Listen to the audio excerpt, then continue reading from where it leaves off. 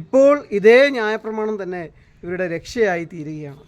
ഏത് ന്യായപ്രമാണമാണോ ഇതുവരെയും ശിക്ഷാവിധിയിൽ അകപ്പെടുത്തിക്കൊണ്ടിരുന്നത് എന്ന് വെച്ചാൽ ന്യായപ്രമാണ പ്രകാരമാണ് ഈ നീതി നേരത്തെ ലഭിച്ചുകൊണ്ടിരുന്നത്. പക്ഷേ ആ രക്ഷാപ്രവർത്തനങ്ങളും ദൈവത്തിൻ്റെ സ്നേഹവും കൃപയും ഒക്കെ അടങ്ങുന്ന ആ നീതി ന്യായപ്രമാണത്തിൽ അവർ നിലനിൽക്കുന്നു, ദൈവവുമായിട്ടുള്ള ആ പഴയ ഉടമ്പടിയിൽ അവർ നിലനിൽക്കുന്നു. അത് മുഖാന്തരമാണ് ഇത്രയും കാലം അത് ഡിസ്പെൻസ് ചെയ്തുകൊണ്ടിരുന്നത്. ഇപ്പോൾ ഡിസ്പെൻസ് ചെയ്യുന്ന രീതിയെ ദൈവം മാറ്റി. ഇപ്പോൾ യേശുക്രിസ്തു മുഖാന്തരമാണ് അത് ഡിസ്പെൻസ് ചെയ്യുന്നത്.